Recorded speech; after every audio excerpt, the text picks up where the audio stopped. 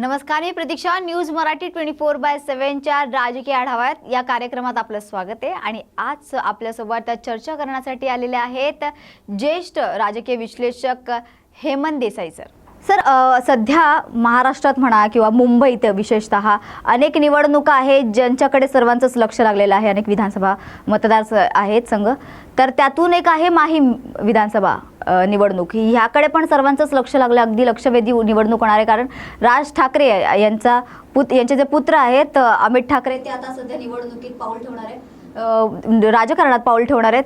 तर या दरम्यान आता त्यांच्या समोर ऑपोजिटला जे आहेत ते शिवसेना शिंदे गटाचे जे सदा सरवणकर आहेत, एक स्ट्रॉंग कॅन्डिडेट आहे जे गेल्या दोन फेऱ्यांमध्ये ते निवडून आले होते आणि मोठ्या मताधिक्याने निवडून आले होते.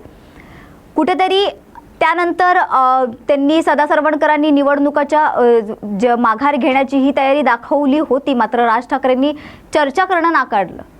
हे नाकारणं त्यांना महागात कुठेतरी पडू शकतं असं वाटतं का? नाही, आपण लक्षात घेतलं पाहिजे की एकनाथ शिंदे यांना कुठलं स्टेटमेंट आवडलं नाही राज ठाकरेंचं. तर राज ठाकरे यांनी ज्या पद्धतीने बोलायला सुरुवात केली आणि ज्या पद्धतीने एकनाथ शिंदेच्या विरोधातच एक स्टेटमेंट दिलं, ते कसं होतं, ते म्हणाले की यानंतर भाजपचं राज्य येणार आहे आणि फडणवीस मुख्यमंत्री होणार. एकनाथ शिंदे वेगवेगळ्या प्रकारे सांगतायत की मला अनेक गोष्टी अजून करायच्या, पुढचं सरकार जर आलं, संधी मिळाली तर मी ते करेन. संधी मिळाली तर असं ते सावधपणे म्हणाले, कारण त्यांना माहिती आहे की एखादं स्टेटमेंट केलं तर अमित शहाना आवडलं नाही तर आपली नोकरी जाऊ शकते. त्यामुळे त्यांनी ते टाळलं. पण राज ठाकरे यांनी मात्र सांगितलं की देवेंद्र फडणवीस हे मुख्यमंत्री होऊ शकतात. देवेंद्र फडणवीसांनी सुद्धा राज ठाकरेंचा आपल्या सोशल मीडियावरती त्यांचा फोटो टाकला आणि राज ठाकरेंबद्दल कौतुकाचे उद्गार काढले. त्यावरून थोडंसं असुरक्षितपणा हा एकनाथ शिंदे यांना वाटला आणि मग त्यांनी सांगितलं की सरवणकरांचं नाव त्यांनी जाहीर करून टाकलं. ते जाहीर होतच, म्हणजे त्यांना मिळणारच होतं. पण राज ठाकरेंनी अमित ठाकरेंचं नाव जाहीर केल्यामुळे आणि या विधानामुळे शिवाय त्यावेळी थोडंसं असुरक्षित वाटायला लागलं. सर्वसाधारणतः काय वाटत होतं की अर्ज मागे घेण्याच्या मुदतीच्या वेळी अर्ज मागे घेतला जाईल, सदा सरवणकर मागे घेतील, कारण त्यांना वरनं दबाव आणला जाईल. शिंदेचं काय स्टेटमेंट होतं? शिंदे म्हणाले की आम्ही चर्चा करू आणि काही आमच्या महायुतीत गडबड होणार नाही, सदा सरवणकरांची समजूत घालू आम्ही, असं ते सांगत होते. हो, मी त्यामधनं मेसेज काय मिळत होता की सरवणकर मागे घेतील. पण जेव्हा राज ठाकरेंनी हे स्टेटमेंट केलं फडणवीसांबद्दल, त्यानंतर यांची पोझिशन जरा स्ट्रॉंग झाली, हार्ड झाली पोझिशन. आणि शिंदे म्हणाले की शेवटी काय की कार्यकर्त्यांच्या भावना विचारात घ्याव्या लागतात. त्याच्या अगोदर कार्यकर्त्यांच्या भावना विचारात न घेता ते सांगत होते. अगदी भूमिका बदलली त्यांनी. भूमिका त्यांनी बदलली आणि मग मी काय करू शकणार याबाबत असं ते म्हणाले. त्याच्या पुढची स्टेप अशी घेतली की राज ठाकरेंशी काही पंगा घ्यायला नको. राज ठाकरेंनी उद्या काही भानगडी सदा सरवणकरांच्या काढल्या तर काय, कारण परवा राज ठाकरेंनी इशारा सुद्धा दिला. मग सरवणकरांना त्यांनी सांगितलं तुम्ही त्यांच्याशी चर्चा करा. आता ते त्यांनी सांगितलं असेलच, पण सरवणकरांनी काय केलं, सगळा मीडिया घेऊन ते गेले. हे राज ठाकरेंना कसं आवडेल की जाहीरपणे तुम्ही एक प्रकारे दबाव आणताय त्यांच्यावर. आणि मी 3दा इथनं आमदार म्हणून निवडून आलेलो आहे, याचा अर्थ मी राज ठाकरेंची एक प्रकारे किंवा मनसेची समजूत काढणार की कशाला तुम्ही लढताय, असं त्यांनी चित्र निर्माण केलं. ते राज ठाकरेंनी भेटच नाकारली त्यांची. आणि अगोदर सरवणकरांचं त्यांचं घर जवळ आहे, सरवणकर जिथे होते ते अगदी जवळ होते, त्यांचा मुलगा तिथे गेला आणि 2 मिनिटात बाहेर आला. राज ठाकरे नंतर म्हणे मी कशाला भेटू त्यांच्याशी, माझी पोझिशन पक्की आहे, अमित ठाकरेचं नाव जे आहे तुम्हाला जे आहे निवडणूक लढू नका, मला काय करायचं त्याच्याशी, असं राज ठाकरेंनी म्हटलं. आणि त्याच्यामुळे आता पिक्चर असं आहे की सरवणकर सुद्धा गंभीरपणे निवडणूक लढवणार. कारण आता सरवणकरांचा जर तिथे पराभव झाला तर तो शिंदेचाही पराभव असेल एक प्रकारे. आणि एक लक्षात घ्या तुम्ही, भारतीय जनता पक्षाची स्ट्रॅटेजी काय आहे. आज तुम्हाला दिसतंय की उद्धव ठाकरे विरुद्ध भाजप ही लढाई आहे, पण अजून एक लढाई आहे ते लोकांनी लक्षात घेतली की एकनाथ शिंदे विरुद्ध फडणवीस ही लढाई आहे.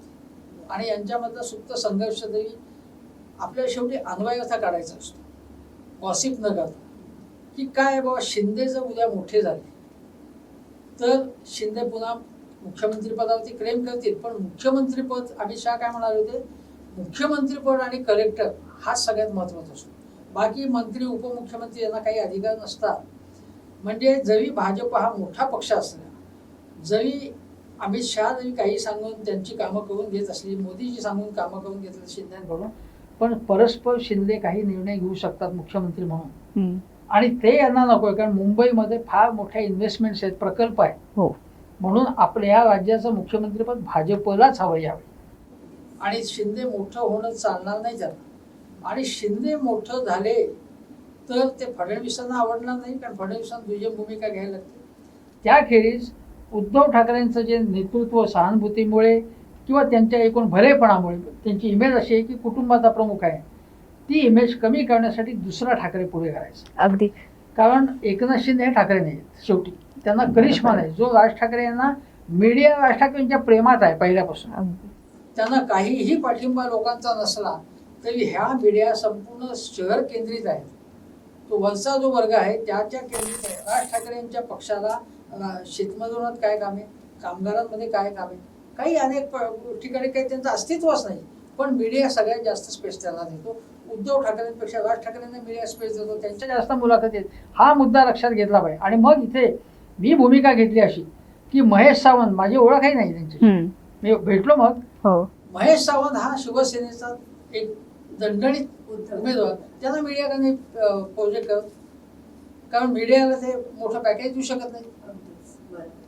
आणि मीडिया ते ठाकरे घराण्यातले नाही आहेत, त्यामुळे त्यांना फारशी प्रसिद्धी नाहीये. मग महेश सावंत हा सुद्धा एक मोठा कॅन्डिडेट. लोकप्रियता त्यांची फार मोठ्या प्रमाणात आहे प्रभादेवी दादर माहीम मध्ये महेश सावंत यांची, कारण तिथल्या लोकांचंही असं मत आहे की महेश सावंत. सर, आता तुम्ही आत्ताच उल्लेख केला की भाजपला शिंदे मोठे होऊ द्यायचं नाहीये, बरं, शिंदेंना मोठं होऊ द्यायचं नाहीये. मात्र त्याच्यामुळेच कुठेतरी जाहिरातबाजी करतात आपण. योजना जरी मुख्यमंत्री लाडकी बहीण असली तरी त्या बऱ्याच ठिकाणी जे आहे ते उपमुख्यमंत्री देवेंद्र फडणवीस हे फ्लॅश होताना बॅनरवर म्हणा किंवा जाहिरातीतून म्हणा, हे सतत फक्त उपमुख्यमंत्री, काही ठिकाणी बॅनरवर फक्त उपमुख्यमंत्री झळकताना दिसत आहेत.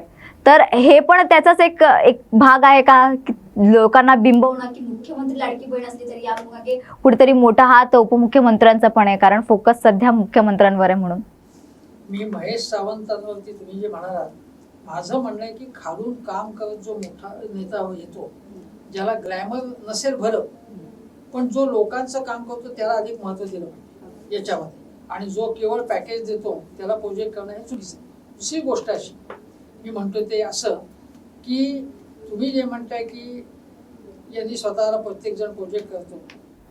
पहिल्या जाहिराती काय झाल्या, लाडक्या बहिणीच्या शासकीय जाहिराती होत्या, त्यामध्ये सगळ्यांना सारखं महत्त्व द्यायला लागतं.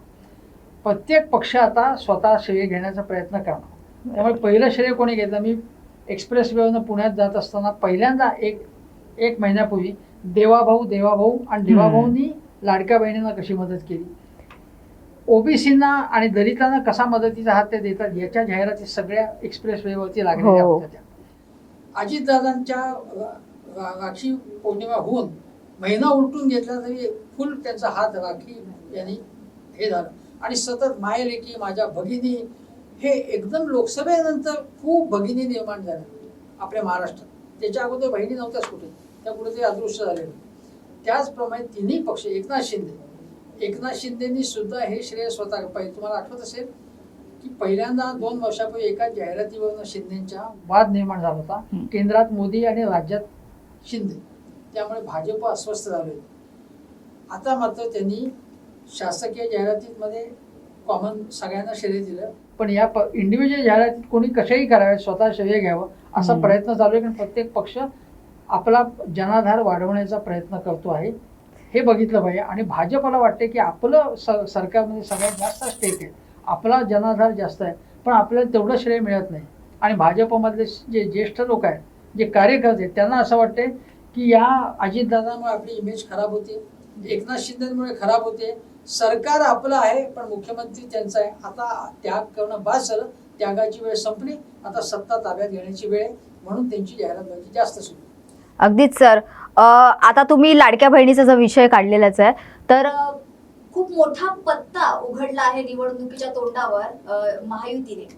ह्यामुळे सगळीकडे सध्या लाडक्या बहिणीची चर्चा होते, त्यामुळे बऱ्याच विषयांवर जे आहे दुर्लक्ष केलं जात आहे. आपल्या महाराष्ट्रात अनेक दुसरेही प्रॉब्लेम्स आहेत, त्याच्याकडे न कळतपणे दुर्लक्ष केलं जात आहे आणि सध्या लाडक्या बहिणीला खूप मोठा पत्ता उघडलाय.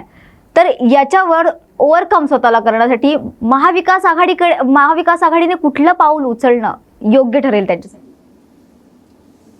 महाविकास आघाडीने तर गोंधळाचं प्रदर्शन केलं. म्हणजे असं की पहिल्यांदा ते म्हणाले की ही लाडकी बहीण योजना राज्याचं वाट लावेल आणि मग म्हणाले की आम्ही याचं दुप्पट देऊ.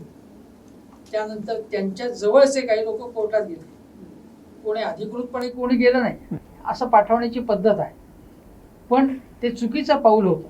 आता स्वतंत्रपणे कोणी कोर्टात जाऊ शकतं. याचं कारण असे की एकाच योजनेवरती 46,000 कोटी रुपये खर्च करणं हे चुकीचं आहे. हो. म्हणजे लाडकी बहीण योजना, आता मला सांगा, महाराष्ट्रामध्ये मेजर जे प्रश्न आहेत फक्त लाडकी बहीण, मग बाकीचे जे प्रश्न आहेत, तर उदाहरणार्थ तुम्हाला सांगतो की अनेक जिल्हा परिषदेच्या शाळांचं नूतनीकरण व्हायला पाहिजे. ते झालेले पडक्या बिल्डिंग्स आहेत त्यांच्या. अनेक प्राथमिक आरोग्य केंद्रामध्ये इंजेक्शन नाहीत, औषधं नाहीत, डॉक्टर नाहीत, त्यांना वेल इक्विप करण्याची आवश्यकता आहे. अनेक कुटुंब नियोजन, कुटुंब कल्याण मंत्रालय जे असतं तिथे आपली लोकसंख्या वाढती आहे, वेग कमी झाला असला तो अजून कमी करण्याची गरज आहे. त्याच्यासाठी जास्त निधी असणं आवश्यक आहे.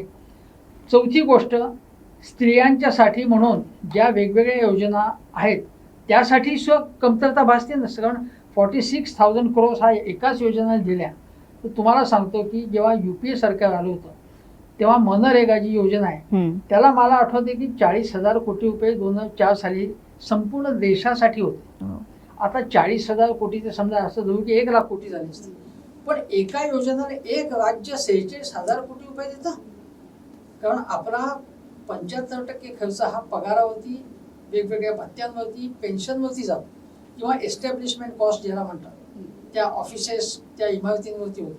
प्रत्यक्ष जो खर्च असतो लोकांच्या, ज्याच्यामधून कॅपिटल ॲसेट्स तयार होतात, ज्याच्यामधून आपण एखादा कालवा काढला तर त्याच्यातनं काहीतरी प्रॉडक्टिव्ह काहीतरी हे होतं, तो खर्चासाठी फक्त आपल्याला 10-15% रुपये, फक्त 10-15% इतकी रक्कम फक्त होते, बाकी सगळी याच्यामध्ये जाते.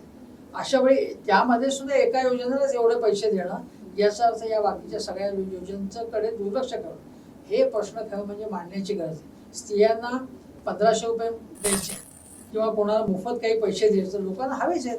लोकांना कोणाची योजना असली तरी लोकांना आळशी बनवणाऱ्या योजना देण्यापेक्षा लोकांना जर मुद्रा योजना आहे, मुद्रा चांगली योजना आहे, भाजपची असे नका, चांगली योजना आहे. त्याच्या अगोदर अशा योजना होत्या ज्याच्यामधनं वेगवेगळे उद्योगधंदे तयार होते, किंवा लखपती दिली, त्यासाठी द्या ना तुम्ही. पण 1,500 रुपयामधनं काय होत आहे की घरातले पुरुष सुद्धा आळशी बनत आहेत. तुम्हाला सांगतो, मनरेगामध्ये सुद्धा काही दिवस काम करतात, एकेका दिवसाला आता मजूर मिळत नाही. गावात तुम्ही गेलात, नारळ काढायला मजूर मिळत नाहीत, मग तो जास्त मागतो. एकदा जास्त पैसे मिळाले की व्यसनाधीनता सुद्धा वाढलेली याच्यामध्ये, आणि मग परत बायकोकडे 1,500 रुपये मागायचे, दादागिरी करायची, हे चाललेले. त्याच्यातनं उत्पादक मालमत्ता तयार होत नाही आणि स्वावलंबी बायका होत नाही, हे दुर्दैव आहे. आणि ज्यामुळे सवंग योजना किंवा तुमची रेवडी एक असेल, आमची दुसरी रेवडी आहे, याच्यामुळे राज्याची अर्थव्यवस्थेची धुळदाण होते आणि राज्य सवंगपणाकडे चालले असं मला वाटतं. जे महाराष्ट्र सगळ्या देशापुढे आदर्श निर्माण करणारं राज्य होतं. रोजगार हमी योजना, ज्याला रोहयो योजना म्हणतात, ती समोर ठेवून मनमोहन सिंगांनी संपूर्ण देशात ती योजना राबवली. तो महाराष्ट्र नवीन योजना, अशा कल्पक योजना आणत होत्या. लाडकी बहीण याला काय डोकं लागतं? उद्या तुम्ही दुसऱ्या नावाने म्हणा किंवा लोकांना 5,000 देऊ, त्याच्यात काय डोकं लागतं पैसे उधळायला? त्याच्यातनं काही नवीन निर्माण होतं, नवनिर्माण होतं, अशा योजना असल्या. मात्र सर, आर्थिक आपल्या महाराष्ट्राची सध्या आर्थिक स्थिती पाहता, कारण आधीच आपलं महाराष्ट्र जे आहे ते कर्ज आपला महाराष्ट्रावर आहे आणि त्यात अशा योजना आहेत, ही किती प्रॅक्टिकल आहे ही योजना पर्यंत जाणं? ते महायुतीचे सरकार असो किंवा महाविकास आघाडीची, ही योजना पुढे जाण्याची काय शक्यता आहे? प्रॅक्टिकली काय वाटतं? ही योजना आता काय झाले की ही योजना जर महाविकास आघाडी सरकार आलं तर त्यांना अशाच प्रकारे द्यायला लागेल, कारण त्यांनी प्रॉमिस केलेलं आहे. कारण असं आहे की सवंगपणाची एक स्पर्धा सुरू आहे. तुम्ही नाही केला तर लोकांनी ते आवडणार नाही. अशी आहे ना, लोकांची सुद्धा मानसिकता अशी आहे की लोक अशा दूरदृष्टीच्या योजनांना काही किंमत देत नाहीत, महत्व देत नाहीत. ते अशाच योजना, लोक सुद्धा अशी आहेत. लोक म्हणतात राजकारणी वाईट आहेत, लोक कसे आहेत. बरोबर. लोकांनाही सांगायला पाहिजे की तुम्ही चांगल्या एखाद्या उपक्रमांना महत्व देत नाही आहात. तुम्ही एखाद्यानी दूरदृष्टीने, आत्ता काही समजा मनमोहन सिंगांना लोकप्रियता कमी झाली होती, कारण जेव्हा लिबरलायझेशन आणलं 91 साली, तेव्हा पहिल्यांदा सगळा खर्च कमी केला होता. लोक शिव्या देत होते त्यांना, पण मग पुढे त्याचे रिझल्ट मिळाले. पण काँग्रेसचं सरकार गेलं ना 95 साली, 96 सालीची निवडणूक झाली, काँग्रेस सरकार गेलं तेव्हा. एवढी चांगल्या त्यांनी अनेक पावलं टाकून सुद्धा. त्याचप्रमाणे जयंत पाटील जेव्हा अर्थमंत्री होते तेव्हा त्याच्या अगोदर युतीचं सरकार मनोहर जोशींचं, त्यांनी असा सवंगपणा केला होता, अनेक प्रचंड खर्च केला होता. आणि ते सेना भाजप सरकार होतं. मग काय केलं, जयंत पाटलांनी सरकारचे डीएनएस अलाउन्स जो महागाई भत्ता तो स्थगित केला काही दिवस. सरकारी कर्मचाऱ्यांना सांगितलं बाबा तिजोरी रिकामी आपली, तर काही दिवस कर स्वतः तुम्ही, पगारवाढ कमी केली त्यांनी. आणि मग त्यामधून महाराष्ट्राची अर्थव्यवस्था रुळावरती आली. आता यांनी एवढी 9 लाख कोटी रुपयांचं कर्ज करून ठेवलेलं आहे. अजून ते म्हणतात की अजून कपॅसिटी आपली, अजून कर्ज घेण्याची, कर्ज फेडण्याची क्षमता आहे का पण अगदीच ती बघितली पाहिजे. त्यामुळे आता त्या जाहिरातीवर वेगळा खर्च, जाहिराती. आणि नवीन जे सरकार येईल त्यांनी जर अशीच उधळपट्टी केली तर महाराष्ट्राचं वाटोळं झाल्याशिवाय राहणार नाही. जे महाराष्ट्र आदर्श राज्य म्हटलं जात होतं त्याची वाट लागायला सुरुवातच झालेली आहे. हा सवंगपणा प्रथम कमी केला पाहिजे आणि कठोर पावलं उचलली पाहिजे असं मला स्पष्ट आहे. अगदीच सर. बऱ्याच लाडक्या बहिणीवर तर आता बरीच चर्चा चालली आहे सध्या. माहित नाही त्याचं कितपत काय, कुठल्या सरकारवर काय परिणाम होईल. मात्र अनेक, जसं मगाशी आपण म्हणालो की अनेक विधानसभा निवडणुका आहे ज्यांच्याकडे सर्वांचंच लक्ष लागलंय. त्यातली आणखी एक आहे ती म्हणजे बारामती विधानसभा निवडणूक. सर त्याबद्दल काय वाटतं तुम्हाला, तुमचं काय मत आहे? लोकसभेमध्ये अजितदादांना बारामती लोकसभा मतदारसंघ मोठा होता. त्यात बारामतीमधलं अजितदादांचं जे लीड होतं म्हणजे 46,000, अजितदादा 46,000 मतांनी कमी होते, मागे होते. याचा अर्थ उघड आहे की तसंच जर घडलं तर त्यांचा पराभव होऊ शकतो. पण अजितदादा काय म्हणतात आता की मोठ्या पवारांना, त्यांच्या कन्येला सुप्रियाताईंना तुम्ही लोकसभेमधून निवडून दिलं, ठीक आहे, आता तुम्ही मला निवडून द्या, असं त्यांना अतिशय खालचा सूर लावून, जो अजितदादांचा स्वभाव नाही. ते काय म्हणत होते, सुप्रिया सुळेंनी काय काम केलंय तुमच्यासाठी, लोकसभेसाठी, लोकसभेत जाऊन भाषण देणं काही उपयोगाचं नाही, तुमची काय कामं केली. तर असं म्हणत असूनही सुप्रियाताईंना लोकांनी मतं दिली. याचा अर्थ त्यांनी काहीतरी काम केलं असणार किंवा लोकांचा त्यांच्यावर विश्वास होता. आता युगेंद्र जे आहे, पवारांनी काय केलंय त्याच्यावरती स्ट्रॅटेजी. अजितदादा जे म्हणत होते की भावनात्मक राजकारण करू नका, ते स्वतःच भावनात्मक होतं. आता हे काय की लोकसभेत त्यांना निवडून आता मला द्या, हे इमोशनल होणंच आहे ना. ते तुम्ही सांगा मी ही कामं केलेली आहेत, तुमच्या समोर आहेत, तुम्ही आंधळे आहेत का, मला दिसत नाही का, ही कामं आहेत, मग मला मतदान तुम्ही कराल अशी अपेक्षा, असं म्हणायला पाहिजे. पण त्यांनी असं केलं नाही. आता अशी गोष्ट आहे, शरद पवार काय म्हणाले, पण शरद पवारांनी सुद्धा एक स्वतःची एक काउंटर मूव्ह केली. ते म्हणाले की 30 वर्ष मला तुम्ही दिली, त्यानंतर मी लोकसभेत गेल्यावरती अजितदादा होता आणि अजितदादांनी चांगलं काम केलं असं ते म्हणाले. शरद पवार नेहमीच असं सेफ ते वाईट गेम खेळत, कधीच नाही ते कॉम्प्लिकेटेड. ते म्हणाले की मग आता त्यांनी 30 वर्ष केलं, आता नवी पिढीला द्या असं ते म्हणाले. आणि त्याच वेळी ते म्हणाले, मग लोक विचारते मग तुम्ही कशाला इथे अडवताय, ते म्हणाले मी निवृत्त होणार आता. अशा पद्धतीने केलं. आणि युगेंद्र हा परदेशात शिकलेला आहे, सामाजिक कामही त्याचे आहेत, काम केलं, परदेशात उच्च शिक्षण घेतलेलं आहे. अजितदादांनी उच्च शिक्षण घेतलेलं नाही, बरोबर, किंवा शरद पवार नाही घेतलं, ते मला वाटतं BCom घेतलं, BMCC कॉलेज पुण्याच येते. हे सगळं त्यांनी सांगून आणि तो चांगल्या सामाजिक काम केले आणि नेतृत्व त्यांनी सिद्ध केलेले, साखर कारखाना चालून दाखवलेला आहे. त्यामुळे तो कॉम्पिटंट आहे आणि एक प्रकारे त्याला तोच उजवा आहे असं दाखवण्याचा त्यांचा प्रयत्न आहे. आणि मला असं वाटतं स्वतःला की बारामतीमध्ये स्पष्ट सांगतो मी, असं हे चांगलं असं मी मोघम सांगत नाही, मला असा अंदाज आहे. आणि मी ऑन कॅमेरा सुप्रिया सुळेंच्या बाबत त्या विजय होतील असं अजितदादांच्या माणसांना सांगितलं होतं. ते मला आमचा विश्वास बसत नाही. मी तुम्हाला सांगतो मी, कारण तुम्ही दादाबरोबर फिरता ना, इतर तुम्हाला माहित नसतं काही. आणि माझा अंदाज असा आहे, आता तो खोटाही ठरेल, की युगेंद्र पवार हे निवडून येतील असा माझा ठाम अंदाज आहे. तो कोसळला तर तुमच्या चॅनलवर मी परत आलो तर मी सांगेन की माझा अंदाज चुकला, पण मी आता स्पष्ट सांगतो. नाही नक्कीच सर, पण कारण किती झालं तरी अजित पवार आणि शरद पवारांच्या तुलनेत शरद पवारांचं पारडं इतकं भारी आहे की त्यांनी युगेंद्र पवारला समर्थन देणं हीच खूप मोठी गोष्ट आहे त्यातल्या त्यात. आणि त्यातल्या त्यात त्यांचं एक विशेष स्वतःचं एक स्वतंत्र सामाजिक काम वगैरे, या सगळ्या गोष्टीला, या सगळ्या दृष्टिकोनातून पाहता अगदीच तुमचा जो अंदाज आहे तो चुकण्याची शक्यता फार कमी आहे. सर मगाशी तुम्ही जसं म्हणालात की मतदार जे आहेत तेही कुठेतरी चुकतात. आपण बऱ्याचदा घराणेशाहीला आपण टीका करतो घराणेशाहीवर की घराणेशाही नाही वाटते, पण कुठेतरी मतदार पुन्हा घराणेशाहीलाच मतं देताना आपल्याला पाहायला मिळतात का? त्यामुळे काम करणाऱ्या उमेदवाराचं महत्त्व कुठेतरी कमी होतं आणि कुठेतरी घराणेशाही पुढे जाताना दिसते का आपल्याला मतदारांमुळे? सगळ्याच पक्षांमध्ये भारतीय जनता पक्षाची जो लिस्ट झाली होती की घराणेशाही त्यांची कशी, मग नरेंद्र मोदींनी असा सिद्धांत मांडला की ती घराणेशाही नाही. आमच्या पक्षामध्ये जसं काँग्रेसमध्ये नेहरू गांधी घराणं हेच राज्य करत आहे तसं आमच्याकडे नाही, असं त्यांनी एक वेगळा त्याच्यात हे टाकलं. पहिले अगोदर काय म्हणत होते तसं म्हणत नव्हतं, अगोदर कुठलीही घराणेशाही वाईट म्हणत होते. आता भाजपची घराणेशाही सगळ्यांचीच घराणेशाही. आता होतं काय असं की लोकशाहीमध्ये एखाद्याचा बापाचा मुलगा असेल, त्याला जर उभा राहायचा असेल तर तो त्याला अडवू शकत नाही. समजा बाप म्हणाला नाही व्हायचं तर तो स्वतंत्रपणे उभा राहू शकतो आणि तो निवडून येऊ शकतो. एक आपल्याकडे लोकशाहीचं स्वरूप कसं आहे की सरंजामशाहीचं स्वरूप आहे. म्हणजे अनेक ठिकाणी जर महाराष्ट्रात बघितलं तर सहकारी साखर कारखानदार किंवा शिक्षण सम्राट आहे आणि त्यांची नवीन पिढी बरोबर तिथे येते आणि ते आपल्या बरोबरच्या कार्यकर्त्यांच्या जे मुलाखत बसवतात. कारण त्यांचं जे साम्राज्य असतं राजकीय सत्तेमुळे आर्थिक सत्ता आलेली असते. म्हणजे या संस्थांवरती, आता उदाहरण सांगतो ना, आता हे धनंजय महाडिक जे एका वादग्रस्त वक्तव्यामुळे प्रकाशात आले की लाडक्या बहिणींचं जर तुम्ही आम्हाला मत दिलं तर काढून घेऊ तुमचं, ते धनंजय महाडिक आता त्यांच्या घरातले त्यांचे वारसदार आहेत, ते आता निवडणुकीला उभे आहेत. त्यांच्या सगळ्या संस्था असल्यामुळे किंवा गोकुळ या संस्थेचे दूध संघ आहेत त्यामध्ये ते मोठे प्रभावी आहेत. तर काय होतं की याची जी सगळे कॉन्ट्रॅक्ट असतात वेगवेगळी, ती त्यांच्या चेला चपाट्यांना मिळतात आणि ते उपकृत करू शकतात.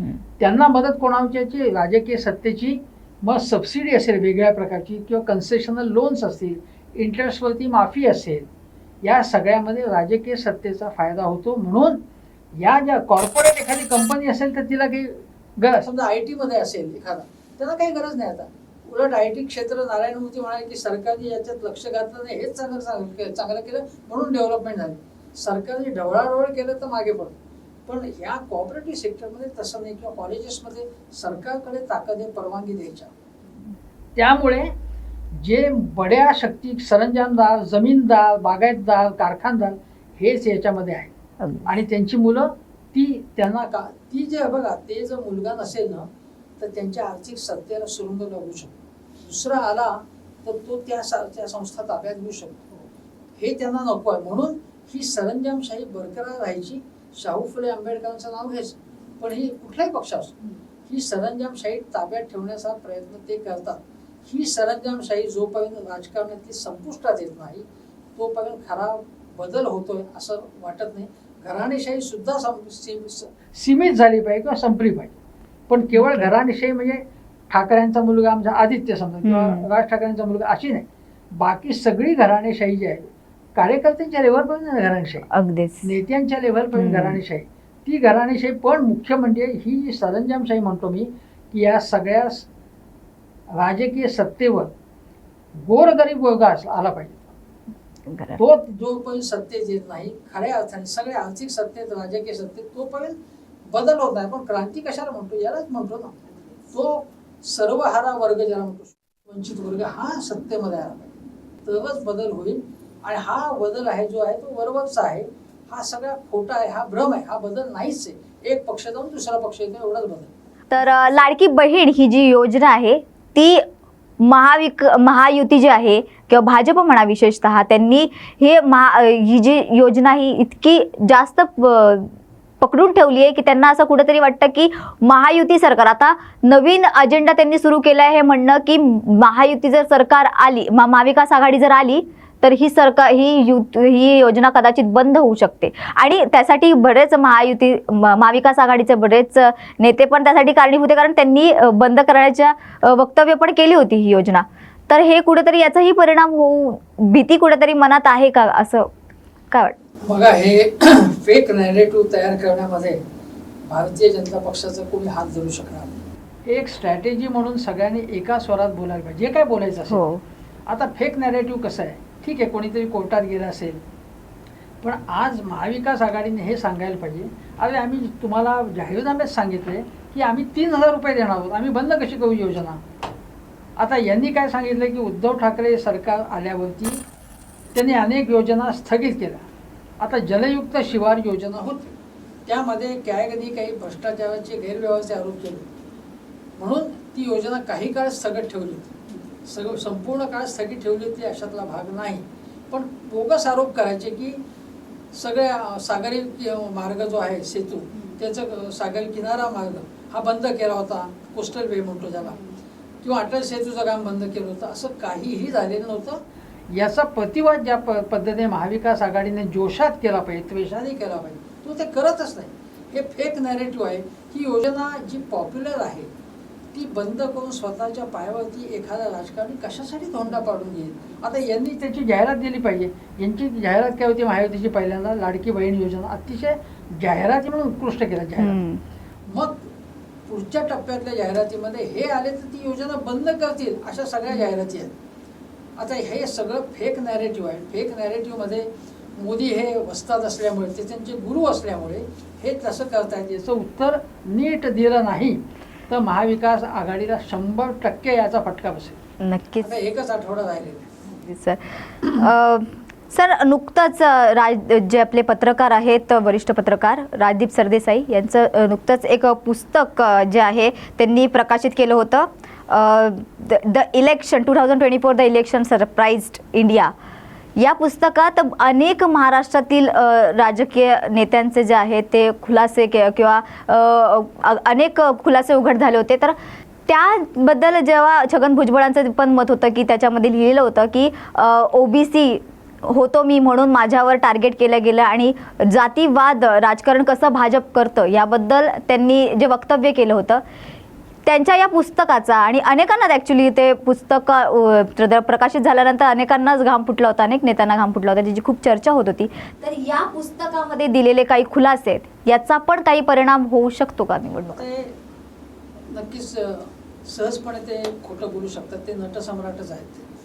आता राजदीप सरदेसाई हे जबाबदार पत्रकार, मी अनेक वर्ष त्यांना बघतोय. ते मी ज्या संस्थेत टाइम्समध्ये होतो त्या संस्थेमध्ये ते माझ्यानंतर आले आणि मी त्यांचा प्रवास सगळं बघितलेला आहे. राजदीप सरदेसाई अशा बेजबाबदारपणे बोलणाऱ्यांपैकी नाही.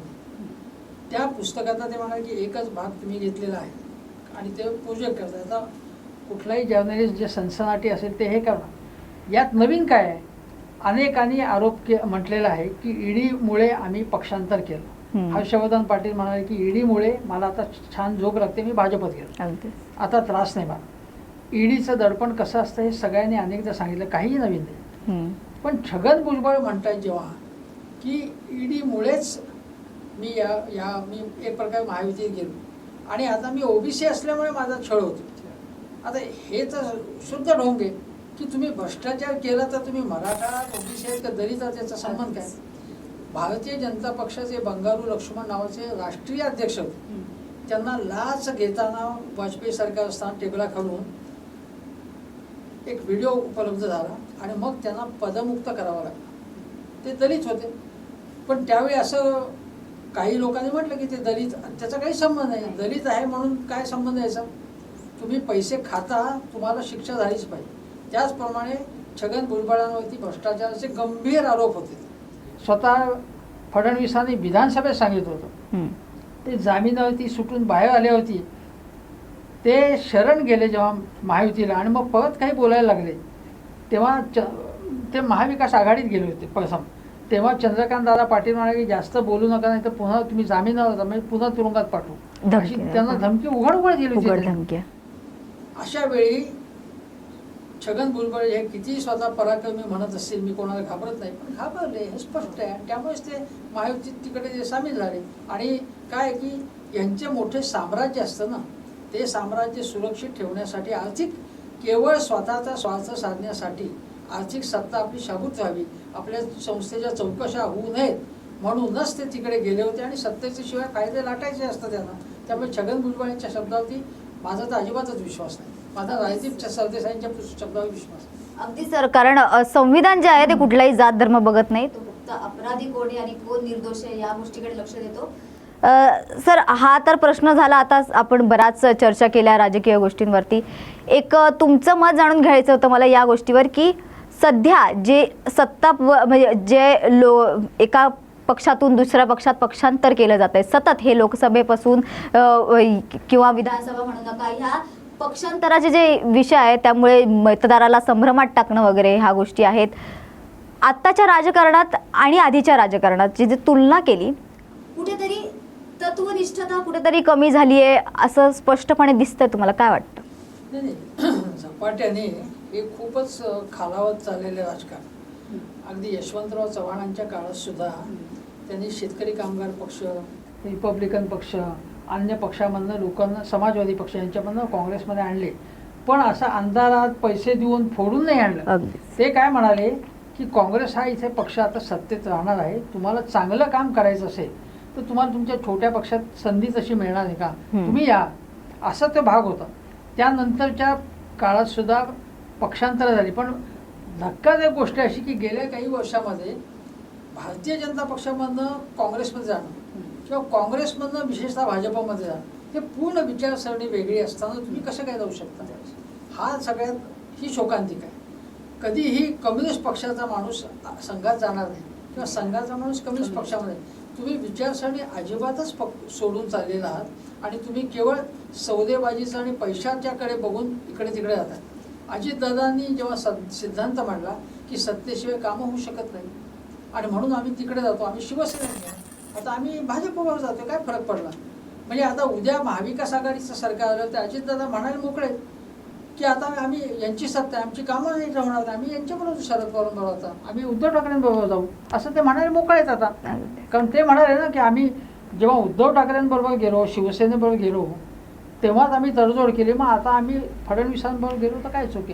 आता उद्या ते म्हणतील आता पण शरद पवार उद्धव ठाकरेंबरोबर येऊ शकतो. त्यामुळे विचारसरणीच नष्ट झालेली आहे किंवा विचारसरणी नाहीच आहे. एक स्वतःची अशी विशेष अशी विचारसरणी कोणाचीच नाही आहे, स्वतंत्र विचारसरणी नाही आहे. त्यामुळेच जे आहे अगदी रातोरात सत्ता पलटणं किंवा रातोरात ह्यांनी पक्ष बदलणं, रातोरात शपथ घेणं, बऱ्याच गोष्टी ज्या अनैतिक झालेल्या आहेत ह्या काही वर्षांमध्ये किंवा काही काळात, त्यामुळे कुठेतरी राजकारण आधीपेक्षा खूप जास्त गढूळ होताना दिसतंय. हे चित्र स्पष्ट, कारण पक्षाची एकनिष्ठता कुठेतरी कमी झाल्याचं या ठिकाणी पाहायला मिळत आहे. एंड ऑफ आयडिओलॉजी असं या विषयाची चर्चा जगभर अनेक वर्ष होत चाललेली आहे.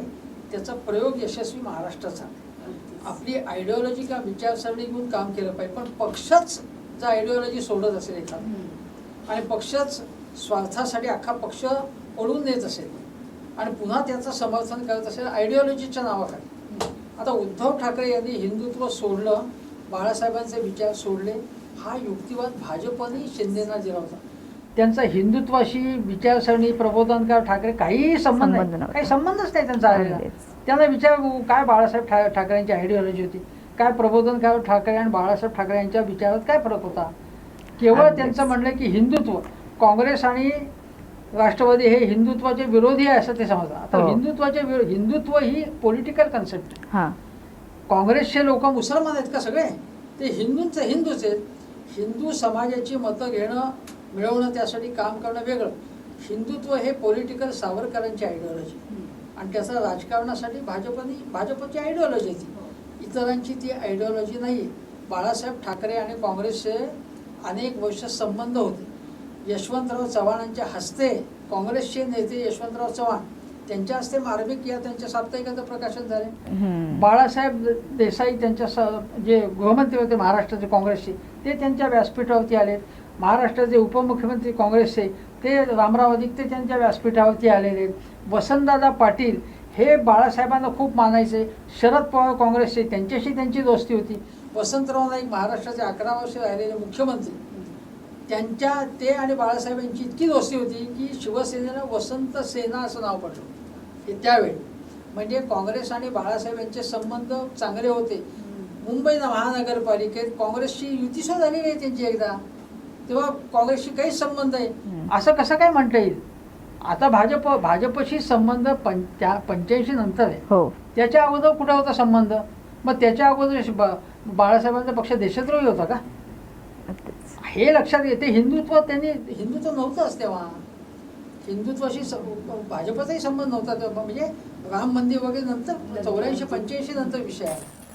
जेव्हा मराठी समाजाच्याच केवळ मतांवरती, जसं तामिळनाडूत पक्ष यशस्वी झाला, अण्णा द्रमुक असेल, किंवा तृणमूल काँग्रेस अशी यशस्वी झाली त्या याच्यावरती प्रादेशिक पक्षावरती, म्हणजे बंगाली अस्मितेवरती, तसा शिवसेना दुर्दैवाची गोष्ट अशी आहे की सगळ्या महाराष्ट्राचा पक्ष तो होऊ शकला नाही.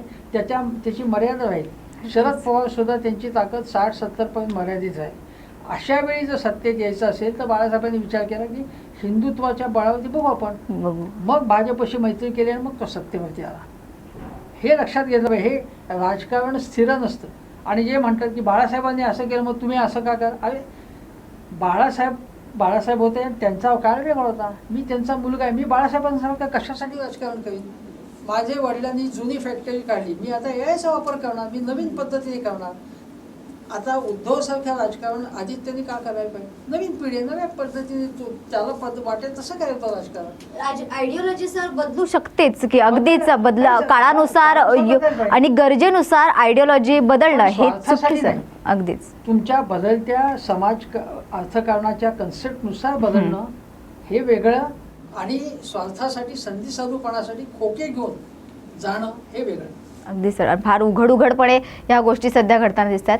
आता आपण एक कार्यक्रमाच्या शेवटी एक शेवटचा प्रश्न तुम्हाला विचारते. काय वाटतं सर, कोण मुख्यमंत्री होऊ शकतो? महायुती, महाविकास आघाडी दोन्ही बद्दल मी विचारते की नेमकं काय वाटतं तुम्हाला, कुठला मुख्यमंत्री होऊ शकतो किंवा कुठला मुख्यमंत्री होणं महाराष्ट्रासाठी फायद्याचं राहील? काय वाटतं? नाही, मी असं माझं सर्टिफिकेट कोणाला काही देत नाही मी, म्हणजे पण मी असं म्हणतो की आत्ता महायुती आणि महाविकास आघाडी यांची जबरदस्त स्पर्धा सुरू आहे. दोघंही निवडून येण्याचं हे आहे, शक्यता आहे. पण जर त्रिशंकू विधानसभा झाली, म्हणजे कोणालाच बहुमत मिळालं नाही, तर मग अजितदादा पवार यांच्यासारख्यांच्याकडे काय 15-20 त्यांचे आमदार आले तर ते कुठेही जाऊ शकतात. अजितदादा हा एक भाग. आता मुख्यमंत्री ज्याचा जास्त येईल तोच मुख्यमंत्री असं महाविकास आघाडीने जाहीर केलं. आत्ता लॉजिकली विचार केला तर काय की काँग्रेसच्या जास्त लोकसभेत आले होतं, नेहमी तसं घडत नाही. वेगळंही घडू शकतं. शरद पवारांच्या स्वतः जास्त येऊ शकतं, उद्धव ठाकरेंचे जास्त येऊ शकतात, काही सांगता येत नाही. पण ज्याचा जास्त आहे, समजा काँग्रेसचा आला तर काँग्रेसकडे कोण आहेत? तर आपण नाना पटोले घेऊन बसलो. बाळासाहेब थोरात येत नाही तिथे. बाळासाहेब थोरात 8 वेळा विधानसभेत निवडून आलेले आहेत. ते अनेक मंत्रिपद त्यांनी भूषवले, ते एक असू शकतात. दुसरे म्हणजे पृथ्वीराज चव्हाण, ते माजी मुख्यमंत्री, ते निवडून आले तर तेही जो कॅन्डिडेट असू शकतात. हा भाग राष्ट्रवादी तर हुशार, त्यांची आणि त्यांच्या पायाशी जो बसण्याची कोणाची शक्य पात्रता नाही कोणाची. ते तुम्ही लक्षात घ्या. ते परदेशात इंग्रजी याच्यात इंजिनिअरिंगचं शिक्षण घेतलं, आणि शिवाय मॅनेजमेंटचं जी बिर्लांची पिलानी इन्स्टिट्यूट आहे राजस्थानमध्ये, जी अतिशय अल्टिमेट समजली त्याच्यात, त्याची सुद्धा त्यांच्याकडे पदवी आहे आणि अनुभव तर मोठा आहे. पण आणि स्वच्छ आहेत मुख्यमंत्री, ती अतिशय महत्त्वाची गोष्ट आहे. दुसरी गोष्ट अशी, राष्ट्रवादीचा आला तर कोण होऊ शकतं? शरद पवारांच्या काँग्रेसचा, तर त्यांच्याकडे जयंतराव पाटील आहेत, ते सगळ्यात कॉम्पिटंट आहेत. उद्धव ठाकरेंचं जर जास्त आली मतं तर उद्धव ठाकरे स्वतः होऊ शकते काही, किंवा त्यांच्याकडे त्यांना कोणाला आदित्य ठाकरे ते करतील असं मला ते घेतील असंही वाटत नाही मला, कारण ते म्हणते की अजून थोडा अनुभव घेईन मी. जर महायुतीचं सरकार आलं तर तुम्ही म्हणाल की देवेंद्र फडणवीस, भारतीय जनता पक्ष सरप्राईज देण्यामध्ये माहीर. आता राजस्थान, मध्य प्रदेश, छत्तीसगडमध्ये वेगळेच मुख्यमंत्री दिले. नावं काय येत होती बघा, तुम्ही वर्तमानपत्र चाळा तेव्हा वेगळीच नावं येत होती. मग वसुंधराला येतील का, हे येतील, असं ते काहीही झालं नाही. तसं फडणवीस का तावडे का आशिष शेलार वेगळंही नाव काढू शकतात ते, जे आपल्या याच्यात ते भाजपचे लोक ऑब्झर्व करत असतात आणि वेगळंच नाव आहे, आपल्या शक्यता नाकारता येत नाही आणि त्याचं एस्टॅब्लिश होऊ शकतो एखादा नेता. आणि चांगलं आता देवेंद्र फडणवीसांचं नाव कुठे होतं तुम्हाला माहीत नसेल म्हणून किस्सा सांगतो. न्यूज 18 लोकमत ते तेव्हा IBN लोकमत होतं, त्यामध्ये चॅनलवरच्या चर्चामध्ये आमच्याबरोबर अनेक देवेंद्र फडणवीस असायचे. एकदा मी त्यांना म्हटलं जेव्हा निवडणुका जवळ आल्या तर तुम्ही मुख्यमंत्री होऊ शकता असं म्हटलं, तेव्हा ते लाजले होते याच्या ऑन स्क्रीन आणि मी कोण चर्चा सुरू होती त्यांची आणि झाले. मग मी म्हणेन की मी शाणा असं नाही, मला वाटत होतं आणि हे निवडणुकीपूर्वी मी सांगितलं होतं. ऑन व्हिडिओ त्याचा अवेलेबल असेल त्यांच्याकडे. तसं कोणीही होऊ शकतं याच्यामध्ये. जर अजितदादांचा होण्याची शक्यता अजिबात नाही, स्पष्ट सांगतो मी, अंदाज नाही, होऊ शकतो नाही शकतो असं नाही होणार. Eknath Shinde we can't say no, होऊ शकतात ते, कारण एकनाथ शिंदे हे अतिशय चाणाक्ष आणि धूर्त राजकारणी आहे. त्यांच्याकडे पैसा आहे, मुख्यमंत्री पैसा खूप याच्यामध्ये काम करतो. शिवाय त्यांनी आता पर्सनली लोकांना जाऊन भेटणं वगैरे ह्यामुळे ते कुठेतरी लोकांना इमोशनली भावनिक दृष्ट्याही कुठेतरी स्वतःजवळ खेचण्याचा प्रयत्न करतात. स्वतःचं त्यांचं मार्केटिंग वेगळं चालू आहे असं म्हणायला हरकत. एकनाथ शिंदे झालं पण भाजप त्यांना शक्यतो होऊ देणार नाही, कारण कार्यकर्त्यांमध्ये फार रिॲक्शन. दुसरी गोष्ट अशी आहे की आता कोणालाच बहुमत नाही मिळालं तर काहीही होऊ शकतं, कुछ भी हो सकता है. एकनाथ शिंदे आणि शरद पवार यांचं गेल्या काही महिन्यांमधलं जो सुसंवाद आहे तो वाढत चालला आहे, त्याच्यातनं काहीही घडू शकतं दुसरं, हे तुम्ही लक्षात घ्या. महायुती तशीच्या तशी इंटॅक्ट आहे असं तुम्ही समजताय, तसं काही सांगता येत नाही. त्यामुळे कुछ भी हो सकता है. आणि महाराष्ट्रामध्ये ज्या काही गमती जमती 2023 मतदानानंतर होणार आहे तो कुठलाही प्रकारचा चमत्कार होईल की ज्याच्यामुळे आपण तोंडात बोट घालू, ऐसा भी हो सकता है असं वाटेल. न्यूज मराठी हा नवा तुमचा चॅनल आहे, त्याला मी शुभेच्छा देतो मनापासून. तुमचा चॅनल मोठा हो. धन्यवाद सर. आणि खूपच खरंच तुम्ही तुमचा एक मोलाचा वेळ दिला आम्हाला आणि आम्ही खरंच आमचं सौभाग्य की तुम्ही आज आम्हाला वेळ दिला. विधानसभा निवडणुकीच्या तोंडावर जी आहे ती ही महत्त्वाची चर्चा खरंच खूप महत्त्वाची ठरणार आहे. तर आजच्या या भागात आपण इथेच थांबत आहोत. मात्र राजकीय आढावा या कार्यक्रमात आपण पुन्हा भेटूया. तोपर्यंत पाहत रहा न्यूज मराठी 24/7. नवा भारत नवा विचार.